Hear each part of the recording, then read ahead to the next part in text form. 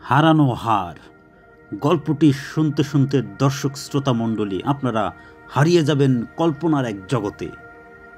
গল্পের শেষের টুইস্ট শুনলে তো আপনার মাথা ঘুরে যাবে। চলুন তাহলে দর্শক শ্রোতা মণ্ডলী গল্পটি শুরু করা যাক।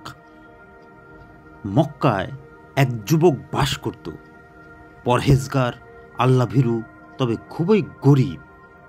একদিন যুবকটা জীবিকার উদ্দেশ্যে মক্কার গলি দিয়ে হাঁটছিল। হঠাৎ চোখে পড়ল একটি হার পড়ে আছে, মানে মেয়েদের গলার গয়না।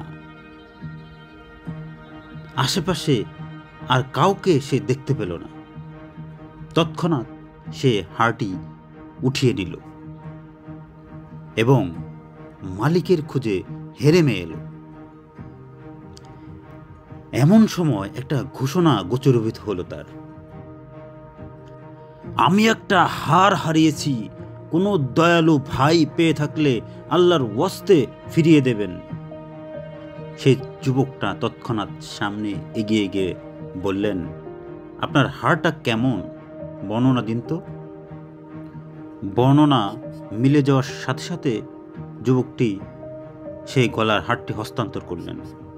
তিনি বলতে লাগলেন, আশ্চর্য হয়ে গেলাম, লোকটা হারখানা নিয়ে টু শব্দও করল না, সোজা গট গট করে হেঁটে চলে গেল। সামান্য ধন্যবাদটুকু সে আমাকে দিল না। আমি আল্লাহর কাছে বললাম, ইয়া আল্লাহ, আমি যদি এই সামান্য কাজটুকু আপনাকে সন্তুষ্ট করার জন্যও করে থাকি, আপনি আমার জন্য এর চেয়েও ভালো প্রতিদান জমা করে রাখুন। এরপর আমি রুজি রোজগারের উদ্দেশ্যে জাহাজে চড়ে বসলাম। তাকদিরের এমনই লিখন, জাহাজ পড়ল ঝড়ের কবলে। পুরো জাহাজ ভেঙে চুরমার হয়ে গেল। হাতের কাছে যে যা পেল ওটা ধরেই ভেসে রইল। আমিও ভাসতে ভাসতে একটা দ্বীপে গিয়ে উঠলাম। ওখানে দেখলাম একটা মসজিদ। মন খুশি হয়ে উঠল। মসজিদে গিয়ে নামাজ আদায় করলাম। আমার তো যাওয়ার আপাতত কোনো জায়গা নেই, ধরতে পারেন ভব ঘুরে আমি। মসজিদে একটা কোরআন শরীফ পেলাম। বসে বসে ওটাই তিলাওয়াত করতে শুরু করলাম। আমাকে কোরআনখানা পড়তে দেখে সবাই আমাকে চারপাশ থেকে ঘিরে ধরল। অবাক হয়ে প্রশ্ন করল, ভাই, আপনি কোরআন পড়তে পারেন? লোকটি বলল, জি পারি। তারা বলল, আমাদের কাছে এই কোরআন শরীফ অনেক দিন ধরে পড়ে আছে, আমরা এটা পড়তে পারি না। আমরা এটাকে পরম যত্নে রেখেছি, এক নাবিকের কাছ থেকেই আমরা এটা কিনেছিলাম। আমাদের এই দ্বীপে আগে একজন ছিলেন, তিনি এই কোরআন পড়তে পারতেন। ঠিকঠাক করা ছিল তিনি সবাইকে কোরআন শিক্ষা দিবেন। এরপর তিনি হজে গেলেন, আর ফিরে আসেননি।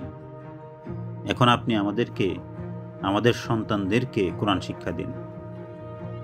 আমি দ্বীপের বাচ্চাদেরকে কোরআন কারিম শিক্ষা দিতে লাগলাম।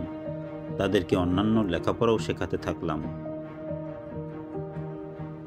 কিছুদিন পর এলাকার মুরব্বীরা বললেন, আমাদের এলাকায়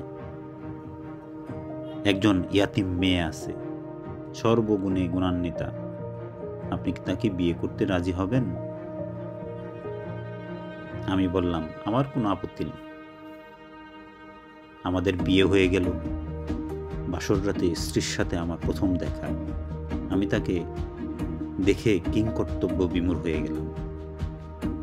দেখলাম তার গলায় মক্কা কুড়িয়ে পাওয়া সেই হার ঝুলছে।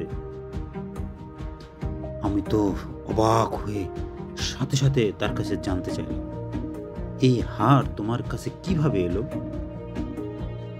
নববধূ লাজুক মুখে উত্তর দিল, আমার আব্বু সেবার হজে গেলেন, দুর্ভাগ্যক্রমে হারটা হারিয়ে গেল, কিন্তু এক মহৎ ব্যক্তির বদান্যতায় হারটা ফিরে পেলেন।